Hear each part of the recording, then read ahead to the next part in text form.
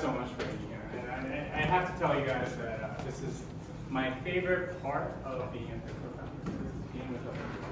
Because in a sense, like you go to church, you feel a little bit isolated because they don't really get that the entire system is broken. And you go to Bitcoin conferences and they're not necessarily believers, so they don't really understand the spiritual aspect of money and so on. So last year I gave a talk at the Dr. Bitcoin conference called Financial Holiness, and I told everybody this is the only audience that I can actually give this talk to, because you actually understand what the financial aspect is and what the holiness aspect is. So that's my way of saying thank you guys for being the audience that you are believers, and that you understand the financial system at least enough to buy some Bitcoin or help hold some Bitcoin. The topic I have for you today is Christian freedom, and this is something that I've been thinking a lot about, just as a person that's been in this space for a while and thinking about finances and everything else. And just as a way to introduce the topic, we do have freedom in Christ, right? And this is one of the verses that's of many talking about freedom. It is for freedom that Christ says, therefore, keep standing firm and do not be subject again to a yoke of slavery. And I want you to notice that Christ set us free, but we're still in danger of being put under slavery. Right? That's what the verse says. Do not be subject again to a yoke of slavery. It suggests that we can still be put under the yoke of slavery. And, I mean, look at the city that we're in right now. Right? There are so many things that you can be enslaved to, but those aren't the only things. In fact, some of those things are sort of the obvious ones, and I call them fiat traps. Right? These are different ways in which the world sort of grabs you and makes you enslaved. So, sin is an obvious one. That's the one that Christ freed us from. But you can see it all over the place, right? Like there are people that are slaves of greed, slaves of action, gambling, something like that, drugs, alcohol, sex, lust, things like that. And you can be enslaved to all kinds of things, and that is a deep fiat trap. A lot of people get involved in that and then never really come out. In fact, the city is filled with a lot of people that are sort of stuck in that, and in a sense, they do that because they don't really have hope that we do. Another trap is debt, and this one's a little bit maybe less looked upon as evil, maybe by a lot of people, especially in the fiat system. But a lot of people are running that fiat treadmill, right, where they're in a lot of debt, and then they have to keep servicing that debt, especially if you have a mortgage or something where you have to keep paying it.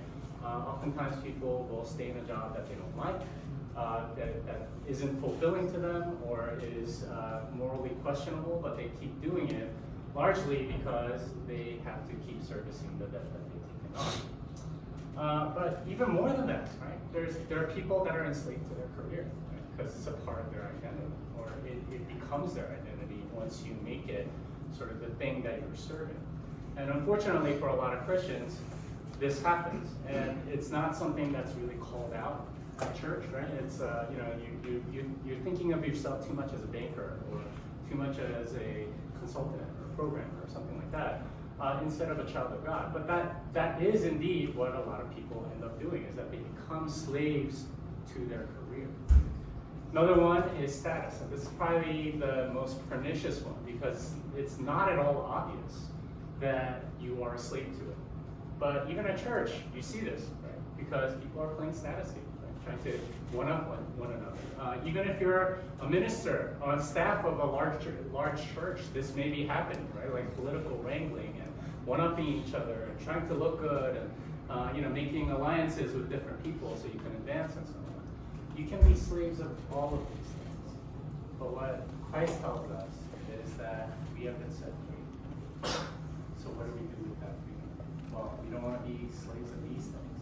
So what do we do? That's what we're going to talk about. So before we get to what we do as Christians, let's just sort of review what fiat freedom looks like. This is generally what people think of when they think of freedom, right? It's like, what can I do now that I have freedom?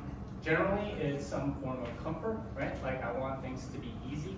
I want to, have a nice big house, a really nice car. I want to not have to worry about cleaning my house. I want to do all these things so that my life is easy.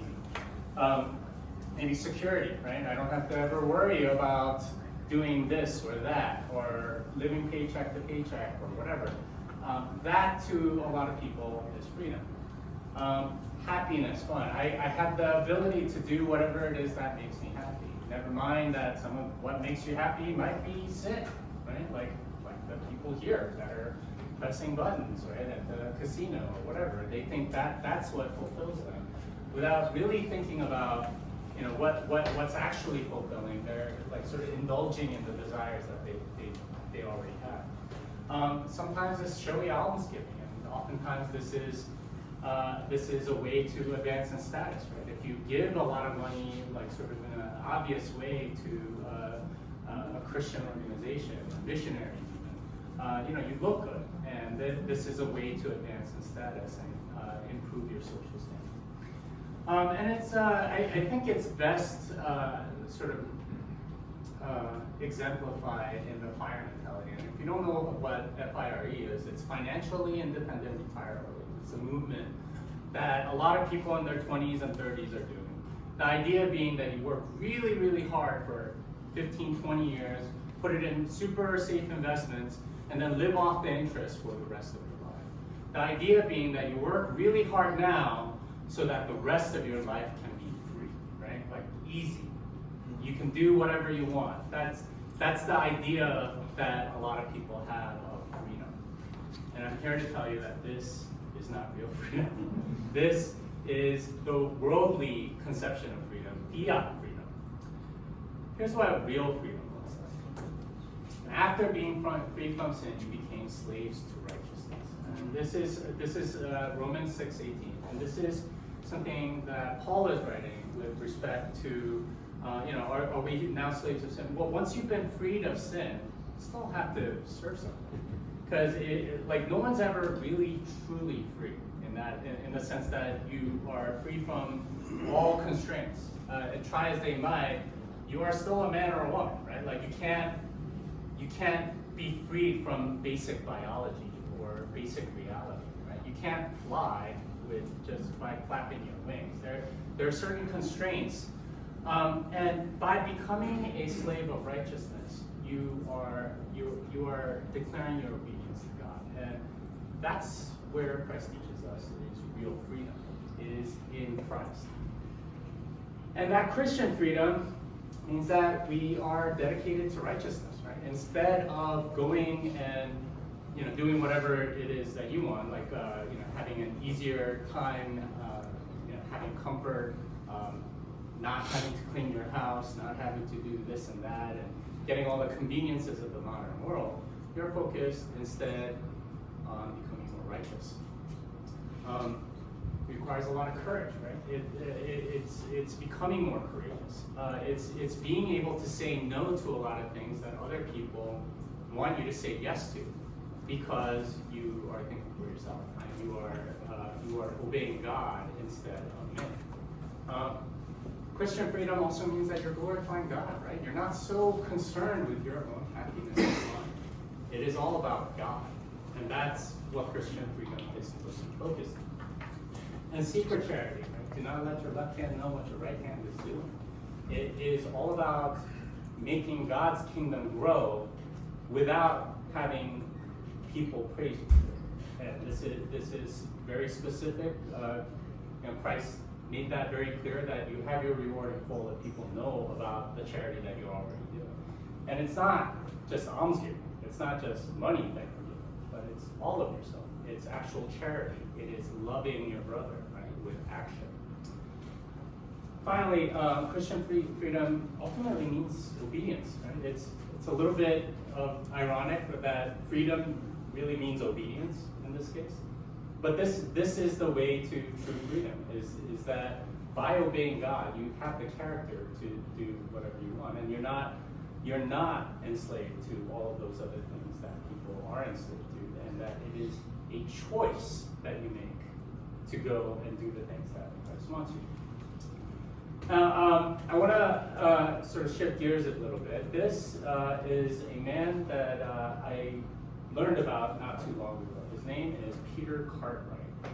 You may not have heard of him, but this was a preacher during the Second Great Awakening in the United States. So that's about 1800 to 1840-ish. But he was saved during a Methodist revival, I think at the age of 15, and then he became sort of like a traveling preacher. The reason why I bring him up is because he was kind of known for preaching in these like frontier towns. So you can imagine if you're in a frontier town, you have a lot of people that aren't, let's just say, civilized, right? They're getting drunk all the time, they're fighting with each other, you know, like they're probably visiting prostitutes all the time. So a lot of those people did not like what he was preaching. And in fact, he was known for preaching, and then like somebody would disturb him, and he would be like, let's you and me just settle it outside, right? Like he would actually literally go outside and, you know, like get into a fist fight, and then come back and finish the sermon, right? That's what he would do. But this was what he was known for. And I would challenge you, like, are you willing to get punched in the face for Christ? Because it's one thing to be made fun of or something, but this is the real cost of discipleship. This is the real cost. It should be painful. There should be suffering. There should be sacrifice.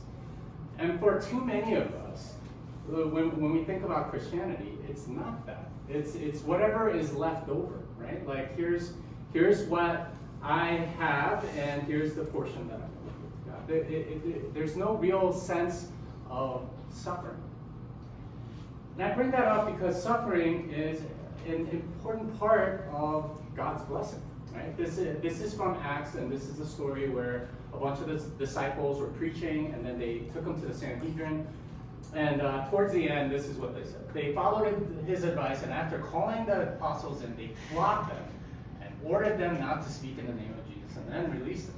So they went on their way from the presence of the council, rejoicing that they had been considered worthy to suffer shame for his name.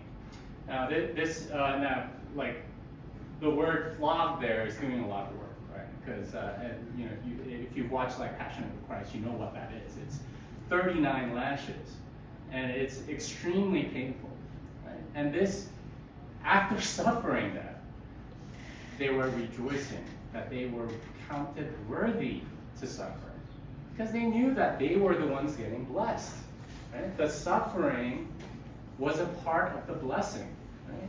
It's through that suffering that they were being redeemed, that they were changing, that their whole character was becoming more like Christ. And this is something that I think we've come to sort of lose a little bit in modern day Christianity, is this idea that, you know, suffering isn't always bad, right? There is a suffering that leads to reward. Here's another passage. If the world hates you, you know that it has hated me before it hated you. If you were of the world would love you as its own. But because you are not of the world, but I chose you out of the world, because of this the world hates you. Right? Jesus is telling all of us that the world is going to hate us. Now think about the people that you know. Do you have any enemies? Do you have people that hate you?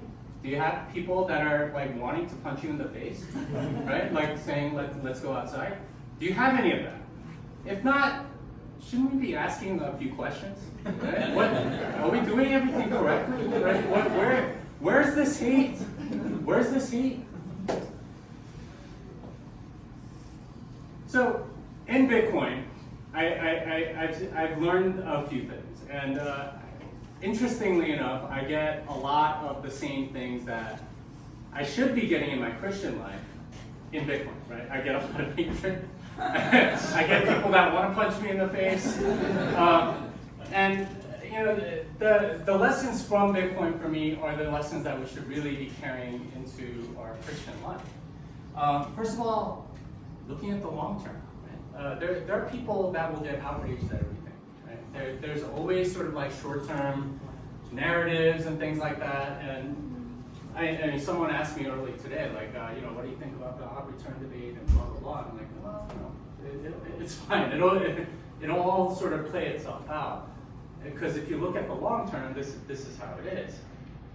I feel like with Christians, they're not looking at the long term, right? And this is part of why things have gotten so weird, is that we're not looking at the eternal. We're looking at what our church looks like in like 2 years or something, right? Look, how do we make sure that this small group is healthy?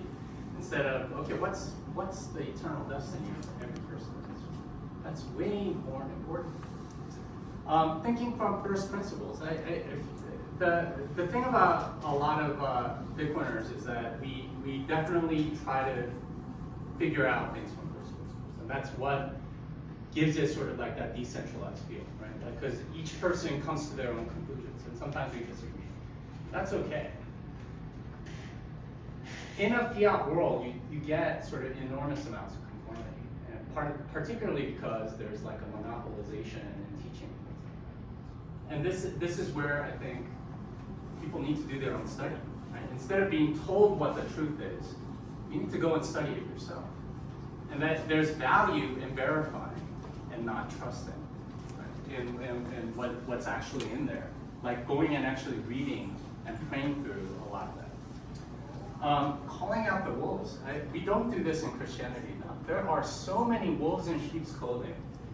And obviously, there's a lot of those people. and we're having to constantly call those people out. But we don't do this in Christianity enough. There are a lot of wolves, and it's all, we're nice to each other, we're one big happy family or something. When they're not preaching the gospel, when they're preaching some other gospel, and like. The Bible is very clear that we should be calling out all of these people, that we should be very wary of them, and that we should follow Christ instead. And of course, taking a stand, and we don't do this nearly enough. There's a lot of ways in which the world sort of makes it seem like it's okay or it's acceptable to do X, Y, or Z. And instead of taking a stand and saying, no, that's not right, oftentimes we just kind of go with the flow because that's the way of fiat. Right?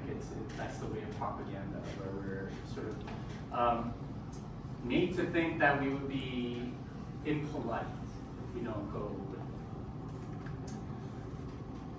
But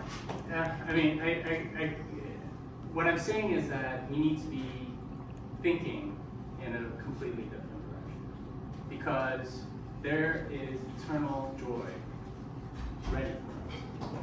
This is Matthew 5:9-12. Blessed are the peacemakers, for they will be called sons of God. Blessed are those who have been persecuted for the sake of righteousness, for theirs is the kingdom of heaven.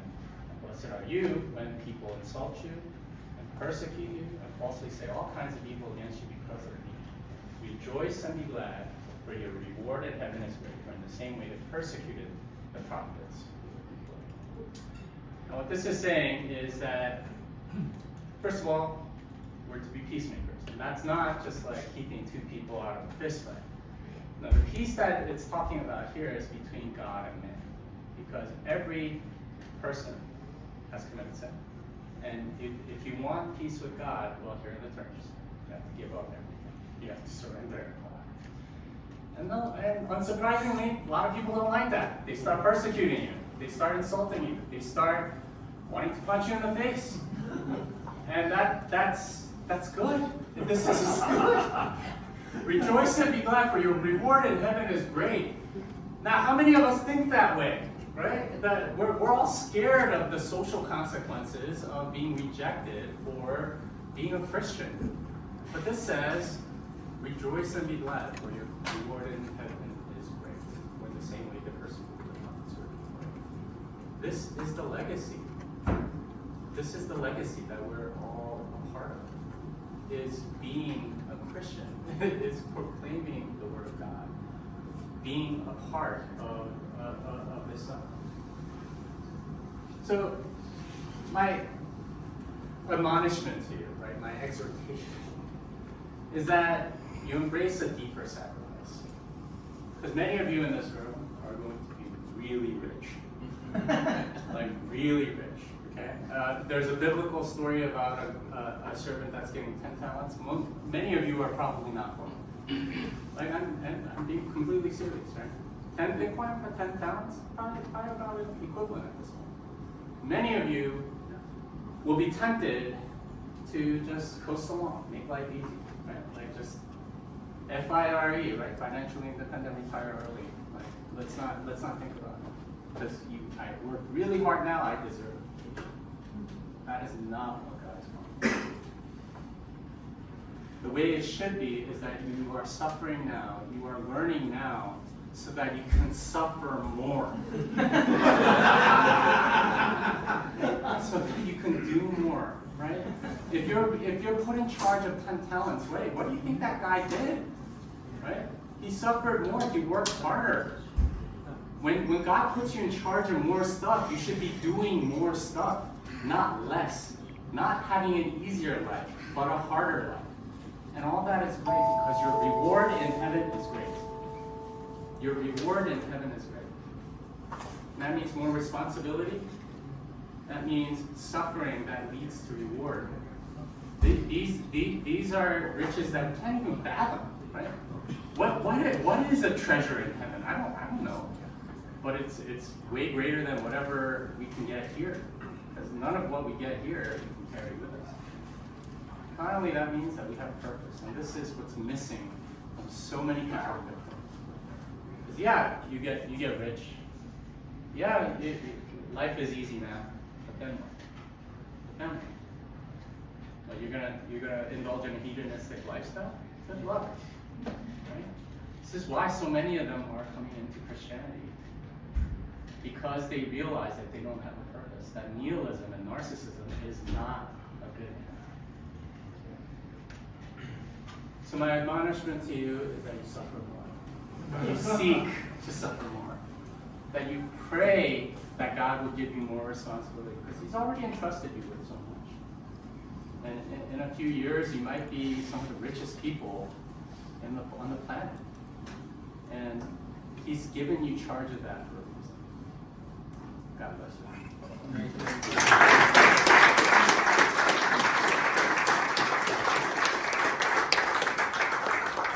Thank you, Jimmy. All right, so right now, for just a few minutes, we have Josh Avato. He's going to come and share about who is sponsoring this whole event. So Josh, come share with us. Give Josh a look.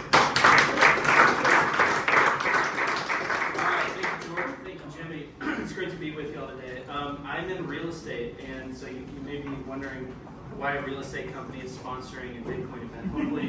Hopefully I can explain a little bit, because I think there's actually some trends that are affecting the real estate markets around this country that actually have quite a bit in common with the impetus behind Bitcoin and the big conference happening here in Thank God for Bitcoin in particular.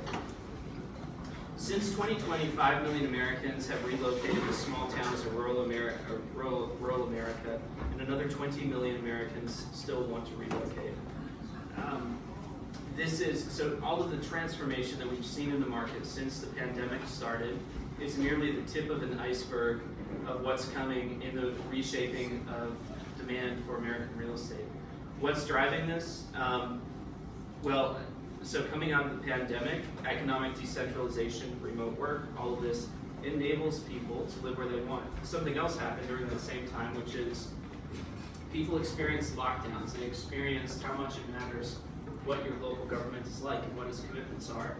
And they realized, in many cases, that owning land actually gives you freedom.